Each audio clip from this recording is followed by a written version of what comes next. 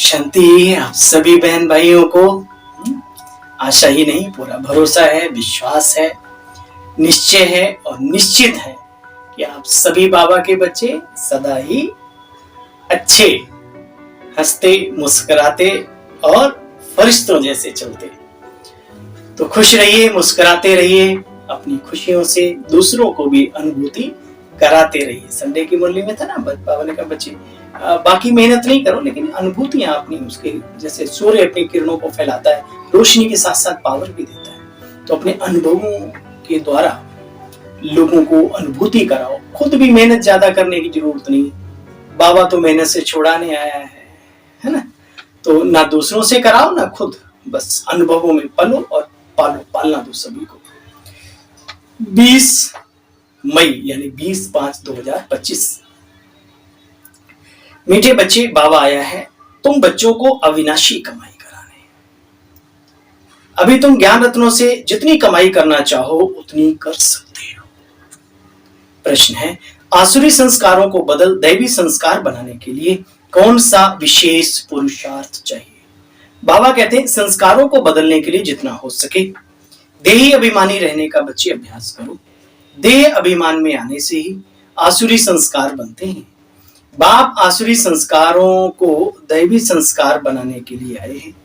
पुरुषार्थ करो, पहले मैं देही आत्मा हूं, पीछे मैं शरीर हूं। प्रथम आत्मा, द्वितीय शरीरम। गीत, तूने रात गवाई सोए के, दिवस गवाया खाए, पकोड़े भी अंदर जाए, तले भुने सारे अंदर में जाए, और फिर पेट भी योगियों का फूल जाए। फिर योग कौन लगाए, फिर तो आलस ही आए। इसलिए योगियों का भोजन, डाइट कंट्रोल कर लो, जीवा कंट्रोल कर लो, तो काया निरोगी बनने से कोई रोक नहीं सकता। माना कि अरबों खरबों भरा पड़ा है आपके पास, सेवा कीजिए उससे, जिनको जरूरत है उन्हें उचित चीजें प्रदान कीजिए, उचित जगह पे लगाइए। डॉक्टरों को देने के लिए थोड़ी ना दिया है बाबा ने आपको, और अगर देते हैं बाबा का पैसा डॉक्टरों को तो कहीं कहीं फिर तो अटेंशन तो खैर सभी रखते ही हैं, थोड़ा और रखेंगे तो कुछ और फायदा हो जाएगा। आजकल तो सभी अटेंशन देते हैं अपने शरीर पे, ये अच्छी बात है। तो बाबा ने गीत में कहा, इसलिए मुझे याद आया, दिवस गवाया खाए के और रात गवाई सोई, हीरा जन्म अमोल था कौड़ी बदले जाए। ओम शांति। यह गीत बच्चों ने बहुत बार सुना। रूहानी बच्चों प्रति रूहानी बाप सदा सावधानी देते रहते हैं कि यह समय खाने का, सोने का नहीं है, यह समय बहुत भारी कमाई करने का है। जिसको जितनी कमाई करनी हो उतनी कर सकते हो बच्चे। या अविनाशी ज्ञान रत्नों से झोली भरने की कमाई का समय है। आप देखो किसी दुकानदार की दुकानदारी बहुत अच्छी चल रही हो तो दिन रात नहीं देखते। अभी आजकल साया लगता है, शादियां होती हैं तो सुनार सारे काम छोड़ कर, भैया आजकल हमारा टाइम चल रहा है ना, सीजन चल रहा है, ये ढोल बजाने वाले, घोड़ी वाले सब एक्टिव हो जाते हैं। तो बाबा कहते हैं अभी अविनाशी कमाई जमा करने का समय है, सोने और खाने में इसको व्यर्थ ना करो। पहले तो अपने को आत्मा समझो। तुम बच्चों की बुद्धि में होना चाहिए पहले आत्मा पीछे शरीर, परंतु ड्रामा अनुसार मनुष्य सब रॉन्ग हो गए हैं, उल्टा ही समझ लिया है। पहले शरीर का ही पूरा ध्यान रखते हैं, आत्मा के बारे में तो कभी चिंता नहीं करते। मनुष्य ना आत्मा को ना परमात्मा को जानते। आत्मा को ज्ञान ही नहीं जो परमात्म ज्ञानी अभिमानी बने, आत्मा का ही ज्ञान नहीं, या आत्मा को परमात्मा का ज्ञान ही नहीं जो परमात्मा अभिमानी बने। आगे तुम भी नहीं जानते थे, अभी तुमको ये ज्ञान मिला है। बरोबर सूरत मनुष्य की थी, सीरत तो बंदर में चलती, उछल कूद वही चंचलता वही सबके अंदर था। तुम जानते हो हमको भगवान पढ़ाते हैं, तो क्या करें बाबा कहता बच्चे नशे में रहो। बाप कहते बच्चे इन आंखों से जो कुछ भी देखते हो वह रहेगा नहीं। हमारे पूर्वज कहते थे 100 कोस पर एक दिया जलेगा। कैसे? जब सफाई होगी तब। बाप कहते इन आंखों से जो कुछ भी देखते हो वो रहेगा नहीं। इस सारी छीछी दुनिया से बच्चे वैराग्य होना चाहिए। तुम राजयोगी हो। बाकी नई दुनिया का तुम बच्चे दिव्य दृष्टि से साक्षात्कार आदि भी करते रहते हो। ये तुम्हारी बातें साक्षात्कार की, नई दुनिया की, विनाश की बच्चे मोटी बुद्धि वाले मुश्किल समझ सकते हैं। क्यों? क्योंकि बाहर ही विनाश और ये सब बातों का कहीं वर्णन तो है नहीं। तो तुम बच्चों को बाप को याद करने की मेहनत करनी पड़ती है। ज्ञान तो बहुत सहज है। याद अच्छी रीति है तो प्रीत बुद्धि कहते हैं। प्रीत भी अव्यभिचारी चाहिए, लगन, लगातार एक के साथ। देखो बच्चे, तुम जानते हो कोटों में कोई में कोई मुश्किल ही इस ज्ञान में निकलते हैं। तुम प्रदर्शनी आदि में समझाते हो तो कभी दिल शिकस्त नहीं होना चाहिए। बाबा समझाए तो बहुतों की सेवा तो बहुतों की, निकला तो एक भी नहीं।